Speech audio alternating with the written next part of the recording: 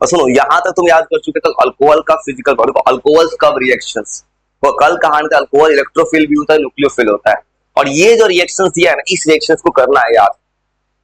अब ये रिएक्शंस और याद करने का शॉर्टकट तरीका है, ये तीनों सेम ही रिएक्शन है, मतलब ये लिखना है अल्कोहल का रिएक्शन विथ मेटल, मतलब रिएक्शन ऑफ अल्कोहल चाहिए।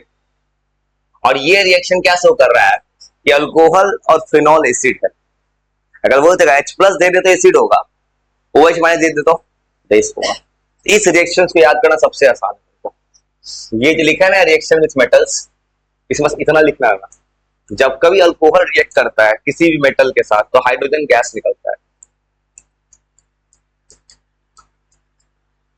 वो ये रिएक्शन याद करना बहुत आसान है। बस ये किताब में हेडिंग देगा एसिड मेटल के साथ रिएक्शन रिएक्ट करता है किसी भी मेटल के साथ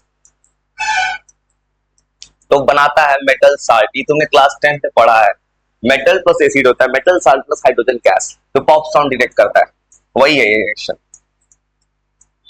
ये रिएक्शन को याद करना बहुत आसान है। ये पता क्या किया, तीनों रिएक्शन सेम लिखा है एनसीईआरटी ने, बस एग्जांपल बना दिया है।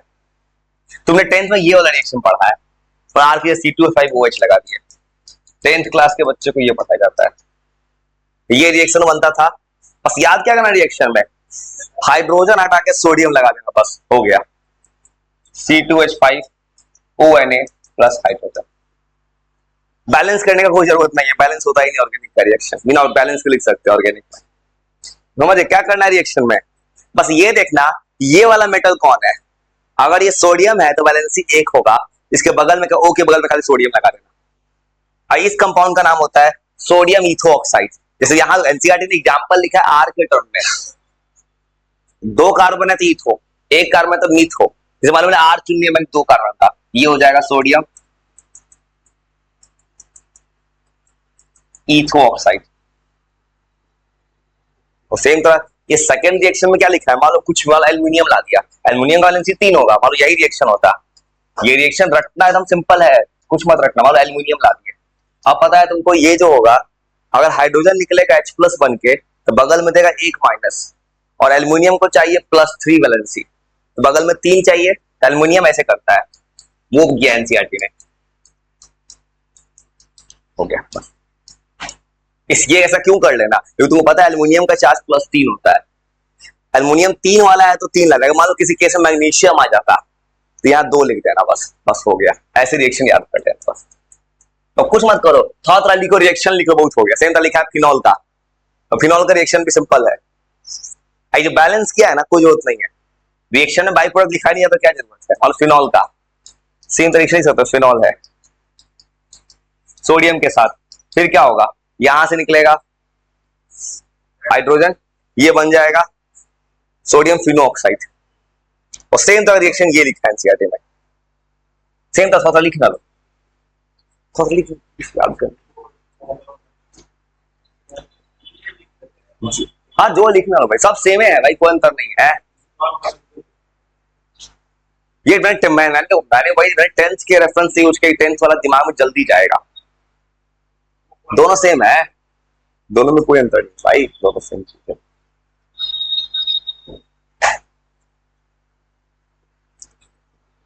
ऑर्गेनिक में तो दिमाग में पहले से कॉम्पिटिटिवली जाता होगा, रिएक्शन हो कैसे रहा है।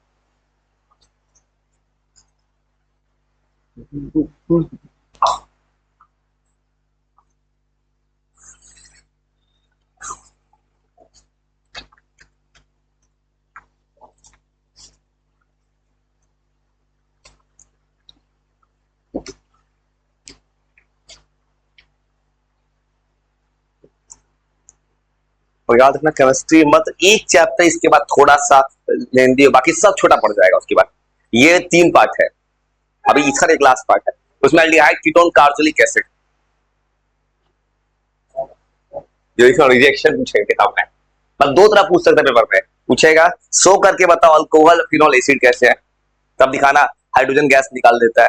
एक तरह से पूछेगा अल्कोहल या फिनॉल का रिएक्शन लिखो मेटल्स के साथ, याद रखना इसका भी तुम्हारे 5 नंबर पे है, ये 5 नंबर चैप्टर है। और इसके बाद एल्डिहाइड कीटोन कार्बोनिक एसिड थोड़ा सा उसमें 3 पार्ट है, बाकी सब छोटा हो जाएगा उसके बाद। अमाइन से 1 पार्ट, बायोमोलिक्यूल छोटा, डी और एफ छोटा है, याद करना है खाली, कोऑर्डिनेशन। उसके बाद 5-6 चैप्टर जिसका है वो तो और आसान, उसको याद ही कराना है बस। उसमें डेप्थ थोड़ी पूछेगा नॉलेज, उसको बस बस उसमें तो 4-5 चैप्टर जो व्यावहारिक जो पूछेगा उसमें क्या उसका नॉलेज बस चाहिए, वो बस उसमें क्या है उसको याद करा देंगे, उसको जो है ना पूरा 10 खत्म करके कुछ लोग को याद, उसमें कोई इतना डेप्थ नॉलेज नहीं चाहिए। डेप्थ वाला एनसीईआरटी खोल के पूरा एक एक डिटेल खाली यही पूछ सकता है, सीबीएसई पूछते हैं। उसमें क्या है तुमको समराइज करके पूरा कहानी याद करा दो, याद करने से पहले आसान काम है, उसमें दिक्कत नहीं है। लेकिन अगर आगे कोई अगर फ्यूचर सोचता है, कोई एंट्रेंस एग्जाम कहीं बैठोगे तो इन चैप्टर्स को डेप्थ में पढ़ना पड़ेगा। सीयूटी में सब में यही पूछेगा। अब वो जो चैप्टर 6 बोल रहे उसमें कुछ नहीं है, तुम कहीं लिखा हुआ दे दो, एक भी चैप्टर याद करा दो बहुत है, उतने बार पढ़ना है।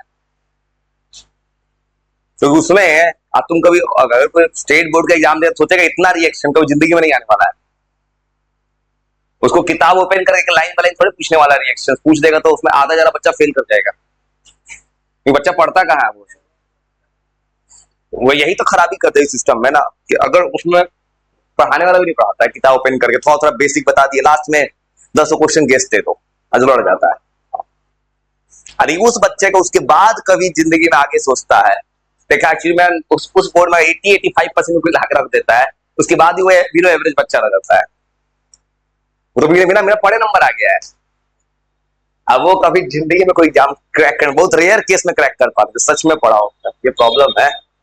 हाँ तुम उस बोर्ड से निकल आगे क्या करोगे, बेस तो खराब करके निकले बहुत। हाँ वो हाँ 70% टॉप कर जाएगा वो, इसमें डेप्थ नॉलेज है भाई उसके पास। 70% लाना इतना आसान थोड़ी है, 70% लाना, उसके लिए तो किताब पढ़ना पड़ेगा, ये सच है भाई। इसी कारण बहुत लोग अभी नहीं पढ़ रहा होगा, तो बहुत लोग मिलेगा 12th में इंतजार कर रहा होगा, लास्ट में लिख देंगे, वो ऐसा तो बहुत लोग मिलेगा। वो लोग किसी सीबीएसई बोर्ड में कभी पास नहीं कर सकता अभी तक, जिसने पढ़ना स्टार्ट नहीं किया हो, जिसे याद नहीं किया हो आज तक कुछ भी। तो अगला रिएक्शन क्या होगा, अगला रिएक्शन सेम तरह से अब रिएक्शन होगा अल्कोहल प्लस, ये एसिड है, एसिड प्लस बेस होगा salt and water, neutralization reaction, वो भी रिएक्शन तुमने 10th पढ़ा है।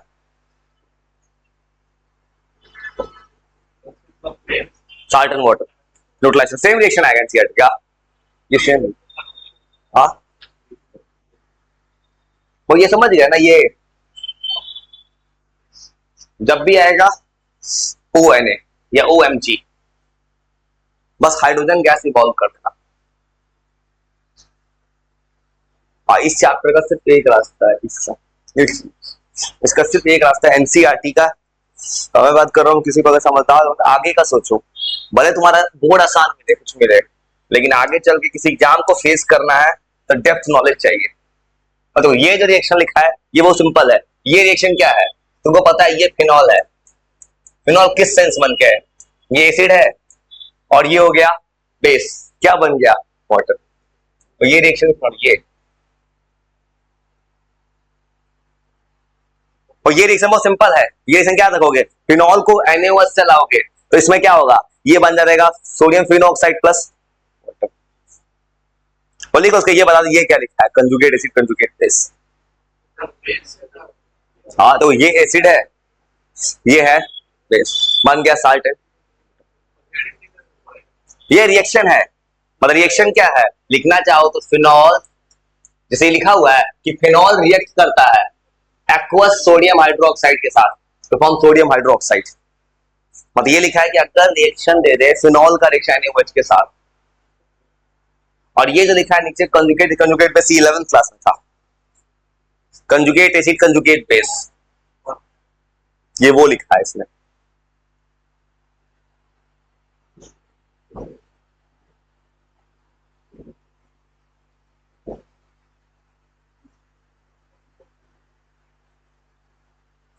और कंजुगेट एसिड कंजुगेट बेस,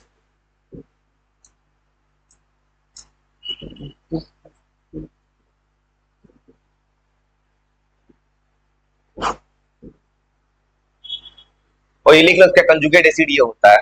पूछेगा ये जो लिखा है एनसीईआरटी ने कि अल्कोहल और फिनॉल को कंजुगेट ये ब्रॉन्स्टेड एसिड्स क्यों बोलते हैं? ये एनसीईआरटी जो लिखा है लाइन में ब्रॉन्स्टेड एसिड्स बोलते हैं, ये बात जो याद रखना।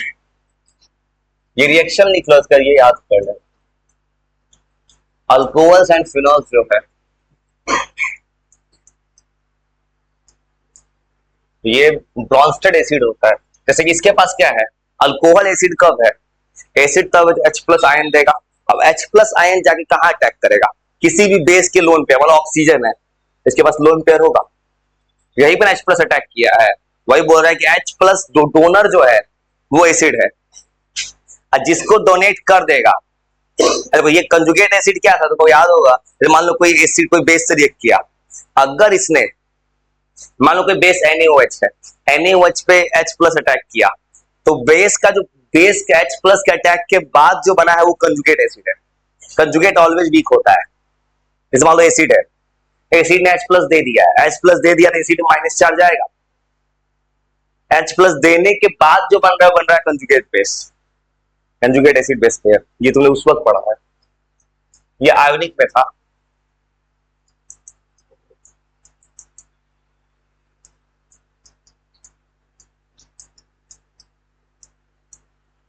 वो ये लोन पेयर को डोनेट कर पाता है, H प्लस आयन डोनेट करता है, ये H प्लस आयन को डोनेट करता है किसी भी बेस को, वही जो किताब में लिखा है। और H प्लस आयन को ही प्रोटॉन बोलते हैं, ये तो पता है ना। H प्लस आयन प्रोटॉन होता है, यही ना प्रोटॉन होता है।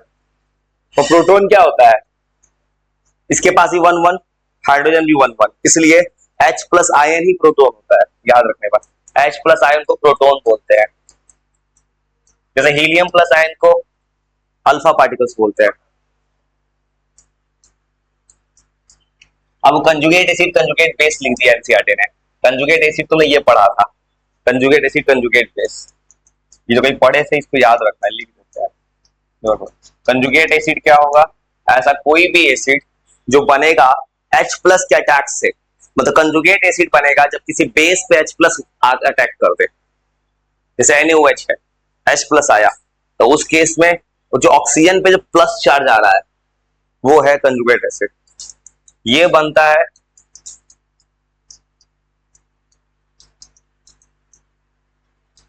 H प्लस या किसी प्रोटॉन के अटैक से।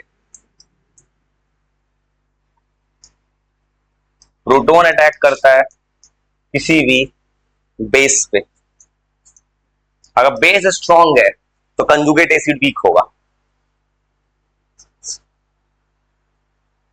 और सेम तरीका है कंजुगेट बेस। वो कंजुगेट बेस कैसे बनेगा, तो मान लो कोई एसिड है, जैसे HCl, ऐसे पढ़े थे वहां पे, तो HCl एक एसिड है, पूछता था इसका इसका कंजुगेट बेस लिखो, बेस बनता है H प्लस को हटा दो, बन गया Cl माइनस, Cl माइनस का कंजुगेट बेस था। H प्लस को हटाने से जो बनता है कंजुगेट बेस है, वो कंजुगेट एसिड है। ये तुम उस वक्त पढ़े थे, ये आयोनिक इक्विलिब्रियम में था। कंजुगेट बेस बनता है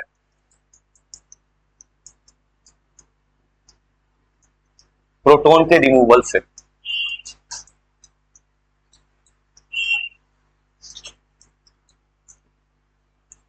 प्रोटॉन्स को रिमूव कर दो किसी भी एसिड से। मतलब मालूम पूछेगा, जैसे अल्कोहल, अल्कोहल दोनों है, जैसे अल्कोहल है C2H5OH, कोई भी अल्कोहल उठा लो, पूछेगा ये एसिड है, अगर इसका कंजुगेट बेस कितना होगा, तो लिखने के लिए क्या करना होगा, H प्लस को हटा दो, H प्लस को हटाओगे तो ये क्या बन जाएगा, C2H5O माइनस, ये बन जाएगा। ये अगर एसिड है, इसका ये हो जाएगा कंजुगेट बेस। समझे कंजुगेट बेस लिखने का तरीका।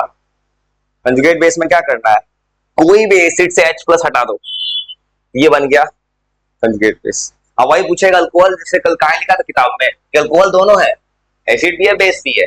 अल्कोहल को अगर अगर लिखना है बेस समझ के, मैं अल्कोहल में, लेकिन क्या है कि एसिडिक का कैरेक्टर ज्यादा होता है, मान लो बेस सोच के लिखोगे, तो बेस कब होगा, H प्लस अटैक करेगा। अगर ऐसा कंजुगेट एसिड लिखना होगा तो क्या करेगा, H प्लस अटैक करेगा, ऐसा बन जाएगा।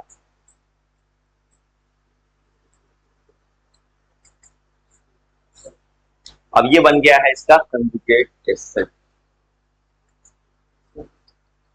अल्कोहल में एसिडिक करेक्टर थोड़ा ज्यादा है वो दोनों नेचर का, एसिड थोड़ा डोमिनेट है। अब नीचे वही लिखा है एसिडिक स्ट्रेंथ।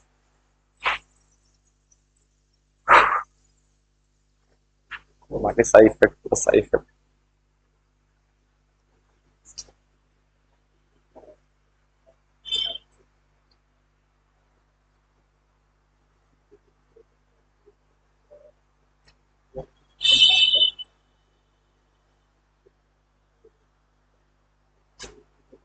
तो देखो उसका minus I effect plus I effect.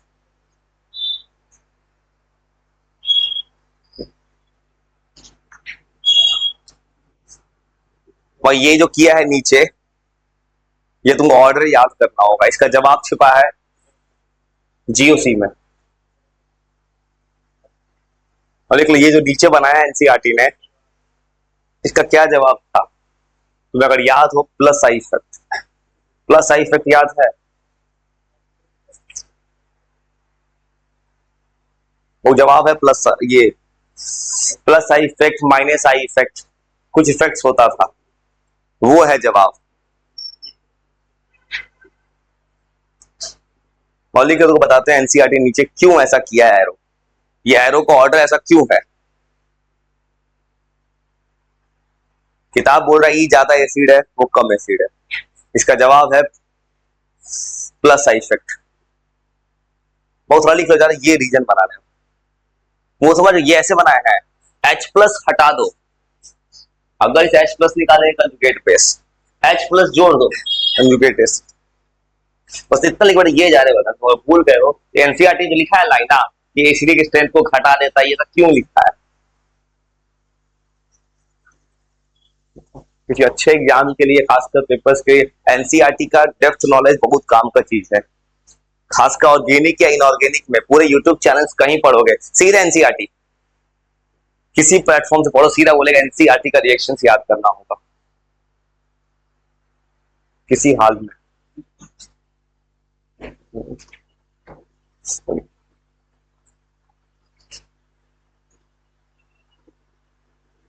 और लिख लो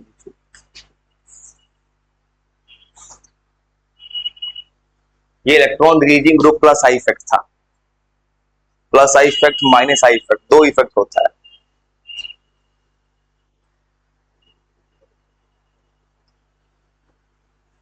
वो लिख लो खाली पेज पर आता है माइनस आई प्लस आई, और ये इफेक्ट एक जगह और आएगा। अब यहाँ एसिड का बात कर रहा है, जब अमाइन आएगा तो बेस आएगा, फिर का plus I effect minus I effect आएगा। तो तुम अगर भूल गए हो तो plus I effect minus I effect और उनको ब्लैंक पेज पे थोड़ा बता देते हैं, इस चीज का जरूरत पड़ेगा।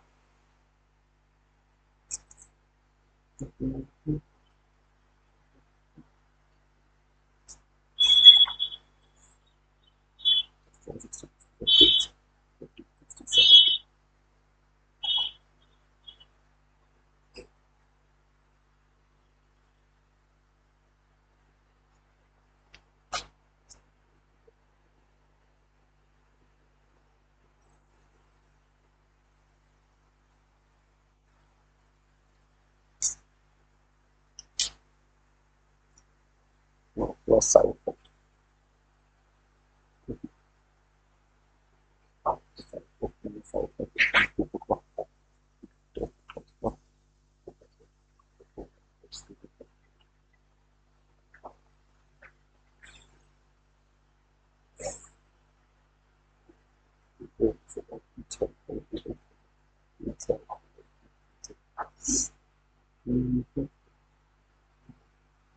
ये रेजोनेंस पहले बना चुके हैं, सुनो ये सब रेजोनेंस है।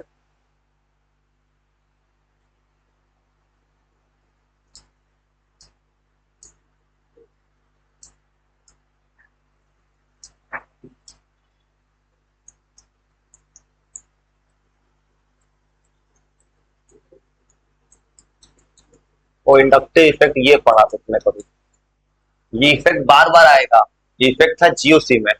इस इफेक्ट का सीधा मतलब होता है एक ऐसा इफेक्ट जो टेम्पोररी होता है, 3-4 कार्बन के साथ खत्म हो जाता है। ये एक तरह का टेम्पोररी इफेक्ट है।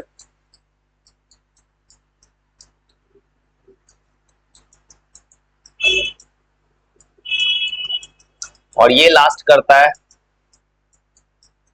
3 या 4 कार्बन तक, उसके बाद नहीं काम करेगा ये। इस इफेक्ट में होता क्या है ना, इसमें दो तरह का होता है, एक होता है प्लस आई, एक तरह होता है माइनस आई। और ये थोड़ा लिख देते हैं, तुम पहले भी पढ़े हो, जरूरत पड़ेगा। Plus I effect, minus I effect, अब देखो दोनों में अंतर होता है थोड़ा सा। प्लस आई इफेक्ट मतलब होता है इलेक्ट्रॉन डोनेटिंग ग्रुप, जो यहाँ लिखा है एनसीईआरटी में electron releasing group, electron donate करने वाला। ये इलेक्ट्रॉन डोनेट करता है, ये इलेक्ट्रॉन खींच लेता है, दोनों में थोड़ा सा अंतर होता है।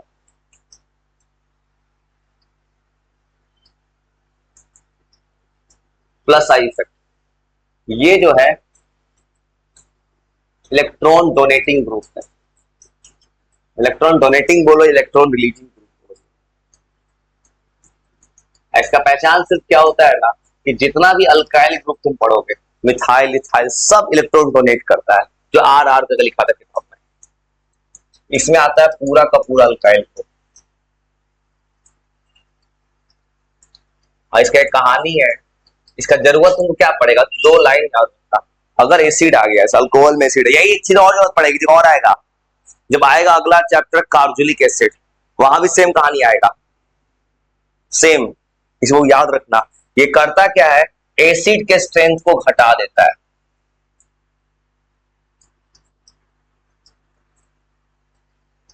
ये एसिडिक स्ट्रेंथ को घटा देता है और बेसिक स्ट्रेंथ को बढ़ा देता है।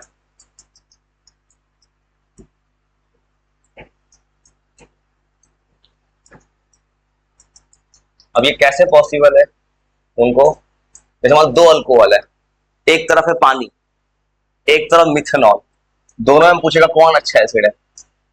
पानी भी एक एसिड है, पानी एम्फोटेरिक है।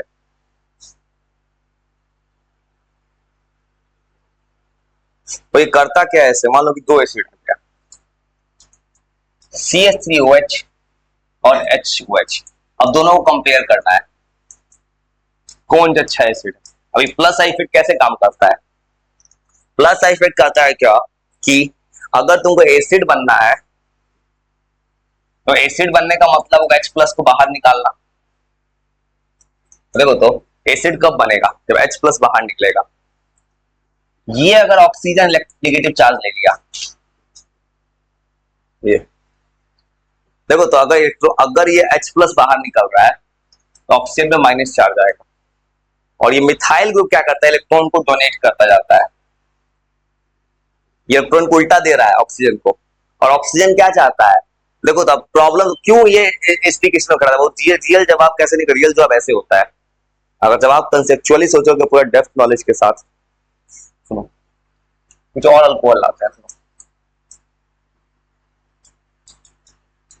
वो बताया तुमको डेप्थ नॉलेज के साथ कैसे ही पॉसिबल हो पा रहा है, इज टू मच।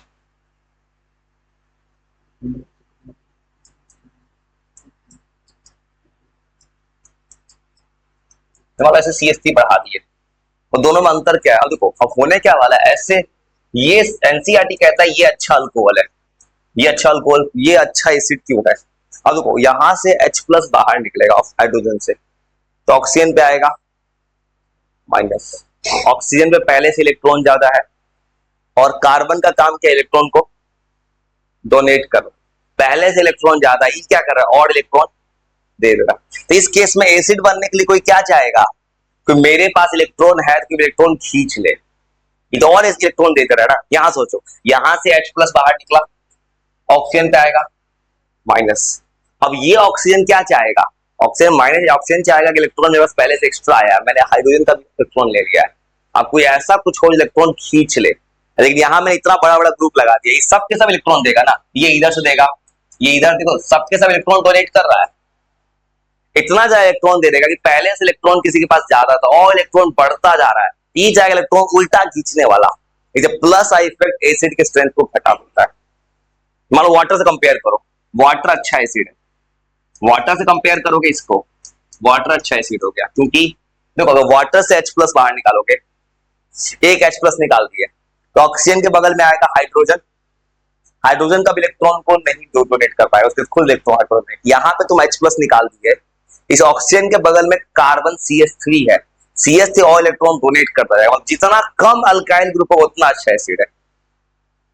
मतलब अल्कोहल फैमिली में मिथनॉल, इथेनॉल, लोअर वाला सब अच्छा एसिड है। जैसे जैसे कार्बन बढ़ता जाएगा एसिड का स्ट्रेंथ घट जाएगा। अब बेस में उल्टा होगा, बेस क्या चाहेगा, तो बेस तुमको OH माइनस लूज करता है, तो बेस के पास क्या चार्ज आता है, प्लस। OH में निकल प्लस चार्ज है। अब किसी के पास प्लस चार्ज मतलब पॉजिटिव चीज है, इलेक्ट्रॉन नहीं है, वो क्या चाहे, कोई मुझे इलेक्ट्रॉन दे दे। इसलिए अमाइन चैप्टर में एक लाइन लिखा रहेगा एनसीईआरटी में कि बेसिक स्ट्रेंथ को बढ़ाएगा। ओरिजिन समझ गए, ये बात समझ में आया कैसे कहानी होता है।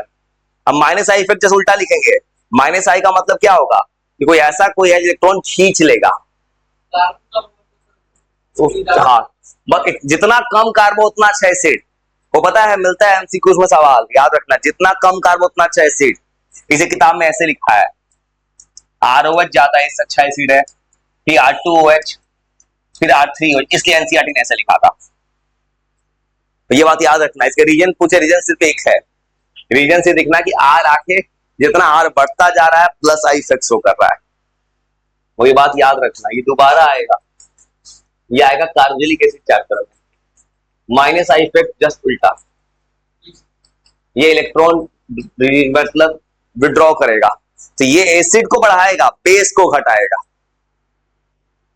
ये होता है इलेक्ट्रॉन विड्रॉइंग। ये सब जीओसी में था।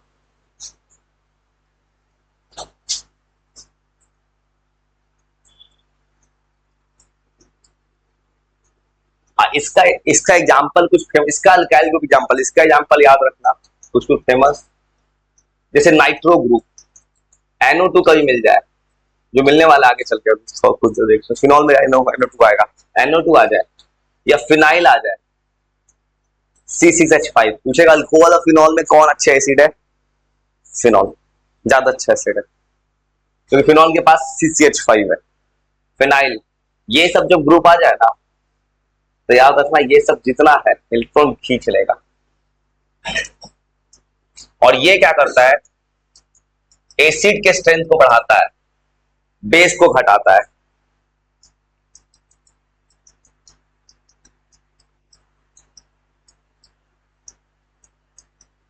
वो ये बात याद रखना।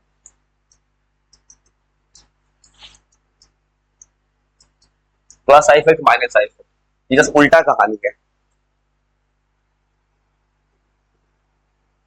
ये टेम्पोररी है, क्योंकि 2-3 कार्बन का खत्म हो जाएगा, परमानेंट सोल्यूशन नहीं है।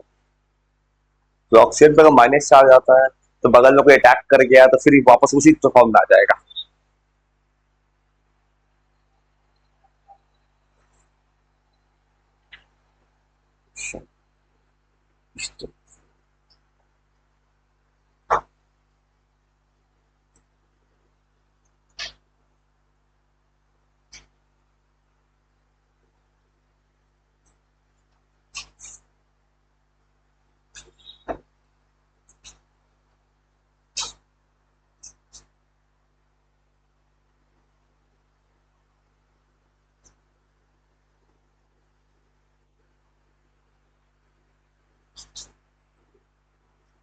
और सब चीजों को याद करते जाना, तो बाद में दिक्कत हो जाएगा। थॉट करके याद करोगे चीज बहुत आसान है, तो ज्यादा कुछ मत करना, बस सेम डे पढ़ने का थॉट लगा लेना। अब किताब में आएगा फिनॉल का रिएक्शंस केमिकल, उसके बाद फिनॉल का पार्ट ओवर हो जाएगा, फिर आएगा कुछ फेमस पोली हेलोजन, वहां पढ़े थे पोली हेलोजन कंपाउंड, इथेनॉल का पढ़े, यहाँ वहां पढ़े थे CH2Cl2 CCl4 का यूज, यहाँ पे आएगा मिथेनॉल इथेनॉल का। अब फिर आएगा ईथर,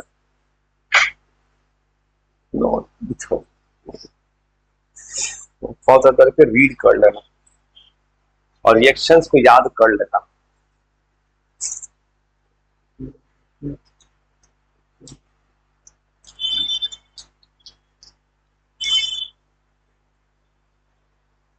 अब किताब में एक रेजोनेंस बनाया, रेजोनेंस वही जो पहले बनाए थे, रेजोनेंस जो किताब में बनाया है एनसीईआरटी में, वो रेजोनेंस वैसा ही है, ऑर्थो पैरा।